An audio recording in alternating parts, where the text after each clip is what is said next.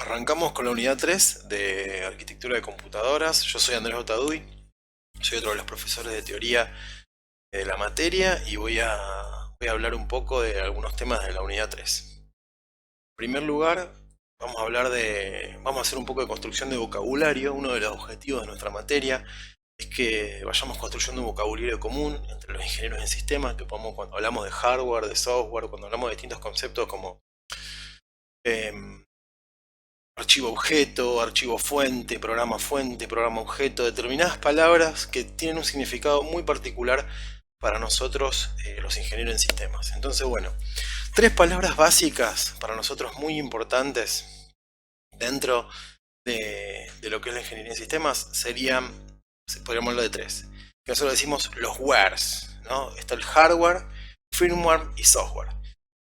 Hablemos primero del hardware, ¿no? ¿El hardware qué es? Bueno, el hardware es la parte... Hardware en inglés quiere decir ferretería, es la parte de ferretería, los fierros de la máquina. Serían la parte de la computadora que es tangible, que se puede tocar, que se puede ver, y es una parte muy importante de la computadora en el funcionamiento del cual nosotros en nuestra materia nos vamos a especializar. Nosotros vamos a profundizar bastante de estos conceptos, qué son las partes de la computadora, cómo funciona cada una de ellas electrónicamente a nivel físico, sin meternos por ahí en el detalle electrónico, pero sí conceptualmente cada una de esas partes, cómo funciona. Nosotros podemos ver acá el disco rígido, la placa madre, la pantalla, el teclado, la memoria RAM, el mouse, un procesador, un escáner, impresora, bueno, todo lo que nosotros podemos tocar, nosotros lo consideramos como hardware. En el caso de un teléfono celular, por ejemplo, también estamos hablando de hardware. Estamos hablando de la pantalla táctil, también es una parte del hardware, el sensor de huellas digitales, los pulsadores de volumen. Todo eso configura lo que es el hardware de la computadora, ¿cierto? Podemos hablar también después del software. ¿Qué sería por antítesis el software? El software ya es una contracción, tomando hardware como ferretería.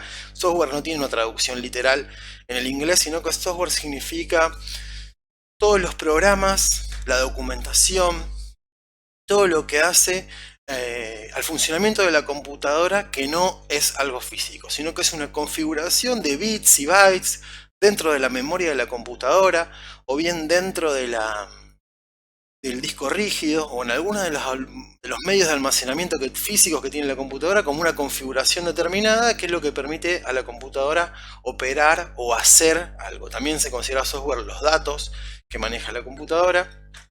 Vamos a ver nosotros más adelante una clasificación de ese software, cómo funciona, distintos tipos de software, porque hay una clasificación muy importante del software. Nosotros acá vamos a detallar algunas cositas, como puede ser el sistema operativo, que es la parte más de bajo nivel dentro del uso de la computadora, el software de base, el software de aplicación, que podría ser, no sé, programas como Word, Excel, un sistema de gestión de una empresa. Eso lo podemos clasificar. Sistema operativo, estamos hablando, ¿no es cierto?, de Windows, de Linux. Podemos hablar de Android también como un sistema operativo para celulares. Software de base, podemos hablar de algo intermedio, que son las utilidades, los programas que nos permiten usar la computadora sin necesariamente ser parte del sistema operativo, como el sistema de ventanas. Podríamos pensar en software de base como un navegador web, como un compilador de un lenguaje de programación. Distintos tipos de software que nosotros vamos a ver a lo largo de la carrera y a lo largo de esta materia también. Como un punto intermedio entre lo que es el hardware y el software, nosotros enfatizamos en el firmware, que es un caso particular de software. Es el software que está embebido en alguno de los chips de la computadora, generalmente la memoria ROM, se utiliza para la BIOS, y muchas veces nos sirve a nosotros para iniciar la computadora. Es un software que se hace cargo de la primera parte del inicio de la máquina, y nos sirve para conectar muchas veces distintos dispositivos de software, distintos dispositivos de hardware con distintos dispositivos de software. ¿Bien? Eso es lo que nosotros vamos a llamar el firmware, y generalmente está alojado en algunos chips concretamente de la computadora. Hablemos un poco entonces del reloj de la computadora. La computadora cuenta con varios relojes dentro de su funcionamiento que sirven para determinar un ritmo de trabajo dentro de esa computadora. Nosotros vimos en la clase pasada, bueno, en un video pasado vimos cómo el ciclo de instrucción tenía distintas etapas: la etapa de transferencia, la etapa de incremento del contador de programa, la etapa de decodificación, distintas etapas dentro del ciclo de una instrucción. Para poder darle ese ritmo al circuito de la máquina, ese ritmo tiene que ser uniforme, tiene que durar, todos los pasos tienen que durar al mismo tiempo. Para darle ese ritmo, lo que se utiliza es un circuito integrado que sería el reloj de la computadora. Bien, acá podemos ver algunas imágenes de distintos relojes. Fíjense que acá tiene un numerito que implica la frecuencia de trabajo de ese reloj. Ahora vamos a ver en detalle qué significa eso de la frecuencia. Ustedes lo van a poder ver si ustedes abren su computadora o ven algunos circuitos con este formato. Lo van a ver adentro de la máquina y van a reconocer entonces que este es un reloj de digital, digamos, ¿no? Podemos ver un diagrama acá simplificado, cómo es internamente ese circuito que acabamos de ver. El reloj tiene una pila o tiene un ingreso, digamos, de alguna forma tiene un ingreso de voltaje, que un oscilador de cuarzo lo traduce en una onda senoidal. ¿Qué quiere decir una onda senoidal? Es una onda que tiene una forma, tratar de dibujarla así, ¿cierto? Digamos que esto es un pizarrón, ¿no? Tiene esta forma, tiene la onda senoidal que va a emitir este oscilador de cuarzo. O sea, acá va a ir viajando una onda senoidal, ¿cierto? Después consta de un circuito electrónico adentro que lo que va a hacer es traducir esa onda senoidal y va a filtrar algunos de los valores, y lo que va a terminar emitiendo es una cantidad de pulsos. Se ven acá estos pulsos eléctricos, rítmicos, todos del mismo voltaje, ¿no es cierto? Que puede ser de 5 voltios, puede ser de 12 voltios, dependiendo del reloj, del voltaje al que opere ese reloj, y va a emitir una onda de este tipo, que también nosotros le llamamos muchas veces una onda cuadrada, ¿cierto? La onda cuadrada, lo que hace el circuito electrónico dentro del reloj, bueno, me sale más o menos cuadrada, pero bueno, ustedes pueden entender como que estos cuadrados son todos iguales. Esta onda cuadrada la emite el reloj para darle ritmo a todos los circuitos de la computadora. Dentro de la computadora tenemos distintos relojes. Esperen que voy a borrar esto. Tenemos distintos relojes dentro de la computadora. Tenemos pues el reloj más importante, o sea, la memoria tiene su propio reloj. Vieron que cuando ustedes leen ahora las especificaciones de alguna computadora, van a ver que, por ejemplo, tiene una memoria de RAM de tantos 666 MHz o 2 GHz. El procesador tiene 4 núcleos de 2 GHz cada uno, lo mismo cuando leen la especificación de un celular, pero van a encontrar distintas velocidades. La velocidad más importante que a nosotros nos va a determinar en su mayoría el funcionamiento de nuestra computadora es la velocidad del microprocesador. Ese reloj es el reloj cuando nosotros decimos esta computadora tiene 3 GHz o es un i3 de 5 GHz. Bueno, perdón, 5 GHz no, de 3 GHz. Bueno, ese gigahertz, esa velocidad, esa frecuencia que nosotros estamos hablando, es la frecuencia del reloj del microprocesador. Porque va a haber otros relojes, el reloj de la memoria, el reloj de circuitos secundarios, el reloj del bus de entrada y salida. Va a haber distintas velocidades en la operación de la máquina, pero la principal es la velocidad del procesador, que tiene una influencia directa en la cantidad de instrucciones que va a poder ejecutar la computadora por segundo. Entonces, dependiendo de esa frecuencia, es la cantidad de instrucciones que va a poder ejecutar nuestra máquina. Bien, veamos un poquito, analicemos un poquito cómo es el funcionamiento y cómo es esta onda. Nosotros decimos, acá tenemos un eje, en el eje Y tenemos el voltaje, en el eje X tenemos el tiempo, y nosotros vamos a decir que el tiempo de cada uno de estos pulsos, o sea, el ciclo de trabajo que le llamamos nosotros de este procesador, va a ser igual a 1 dividido la frecuencia. El tiempo es la inversa de la frecuencia, y la frecuencia es la inversa del tiempo de trabajo. Bien, ahora vamos a hacer algunas cuentas y nosotros vamos a medir la frecuencia de nuestro procesador en la unidad. Nuestra unidad son los hercios, ¿no? El hertz. Entonces vamos a decir que algo tiene 1 hertz si hace un pulso por unidad de tiempo, o sea, un pulso por segundo.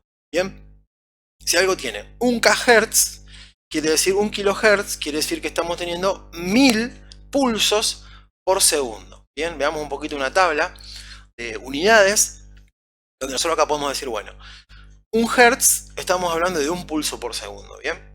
1 kHz, 10 a la 3, 1000 pulsos por segundo. 1 MHz, estamos hablando de 1.000.000 de pulsos por segundo, o sea, 1.000.000 de, supongamos que hubiera una transferencia directa entre la cantidad de instrucciones, 1.000.000 de instrucciones por segundo voy a poder ejecutar.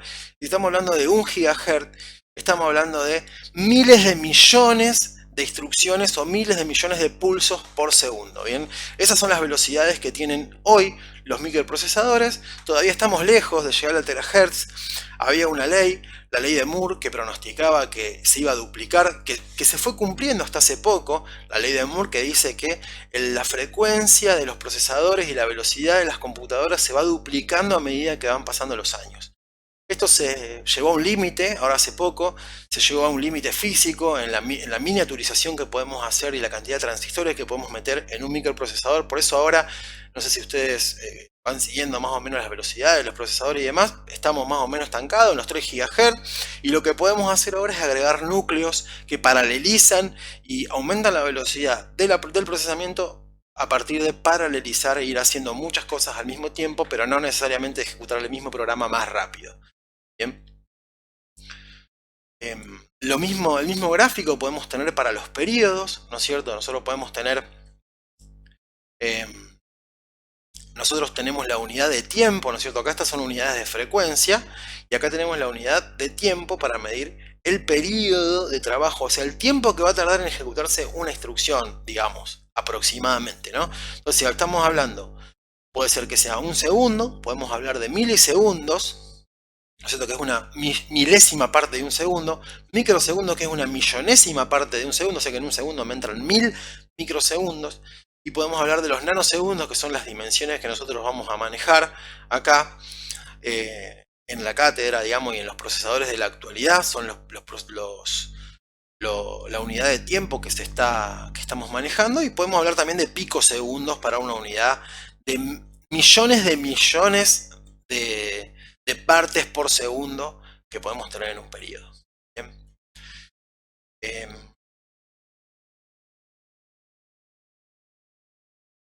Vamos a hacer un ejercicio, vamos a ver un ejercicio para calcular.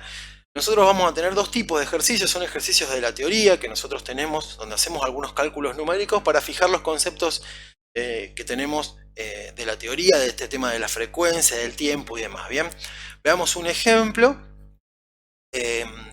Acá podemos ver un procesador Pentium Dual Core de otra generación, no es de las generaciones actuales, pero nos sirve para nosotros para calcular el ejemplo. Vamos a determinar el periodo de trabajo, o sea, lo que vamos a estar determinando es básicamente cuánto tarda una instrucción en correr. O sea, con ese periodo de trabajo, lo que podemos simbolizar, o lo que vamos a estar simbolizando en el periodo de trabajo ese que queremos averiguar, es esta distancia. ¿Bien? ¿Cuánto tiempo voy a tardar en ejecutar una instrucción? Entonces vayamos acá al ejercicio. Entonces decimos, bueno, tenemos un procesador Pentium Dual Core de 1,6 GHz.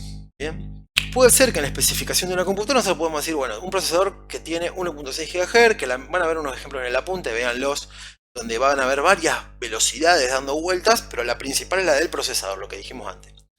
Entonces, tenemos un procesador Pentium de 1 GHz. ¿Cuál es el periodo de trabajo? Bien, vamos a partir de nuestras definiciones, de nuestras fórmulas que teníamos especificadas más arriba. Entonces decimos, bien, la frecuencia es la inversa del tiempo. Bien, por lo tanto, el tiempo, el periodo de trabajo, es la inversa de la frecuencia. Si nosotros tenemos un procesador que tiene 1,6 GHz, bien, estamos hablando de 1,6 por 10 a la 9 pulsos por segundo, o sea, por 10 a la 9 Hz. Un gigahertz son 10 a la 9 gigahertz. Y esos gigahertz los traducimos en pulsos por segundo. Bien, vamos a ir operando matemáticamente, simplificando, separando los términos. Por un lado separamos el término netamente numérico de las unidades. Las unidades decimos que 1 dividido 10 a la 9 es lo mismo que 10 a la menos 9, ¿no es cierto? Y al invertir los pulsos nos queda directamente, porque el pulso es una unidad que no se cuenta, tomamos directamente segundos como nuestra unidad.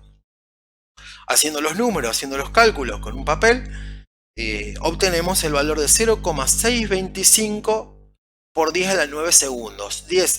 0,625 miles de millonésimas partes de segundo, lo que equivale a decir 0,625 nanosegundos.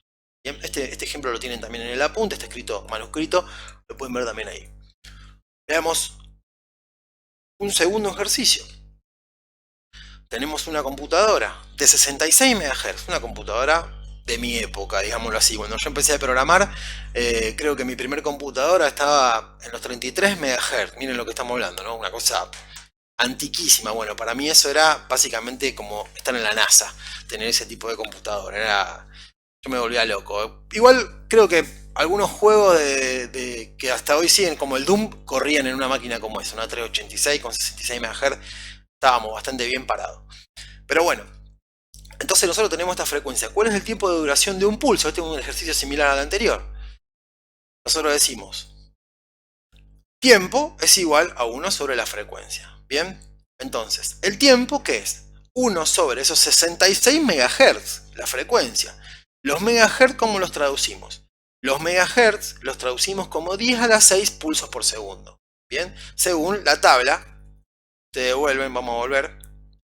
Según nuestra tabla, 10 a la 6 pulsos por segundo, ¿cierto? 10 a la 6 pulsos por segundo es 1 MHz. Entonces nosotros teníamos 66 MHz. Vuelvo para acá. 66 MHz. Bien.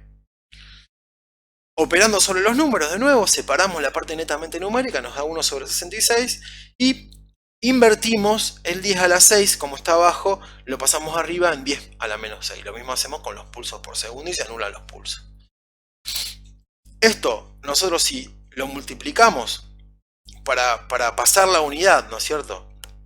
Lo multiplicamos y lo dividimos de los dos lados por 1000 para obtener un valor en nanosegundos como antes, nos va a dar que ahora el periodo de trabajo es de 15,15 nanosegundos, ¿no es cierto? Es 16 veces más lento que el otro. En el otro era 0,625 y en este 15,5. Muchísimo más lento esta computadora, ¿bien?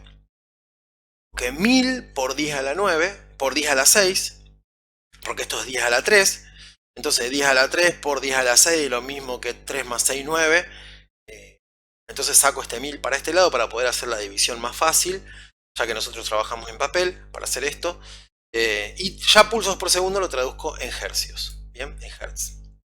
Después nosotros hacemos la misma cuenta, que se ve que esto tiene un error, y acá sí descomponemos y unificamos. 10 a la 6 Hz es lo mismo que megahertz, que 1 megahertz, y 1000 dividido 9 me da 111,11 periódico.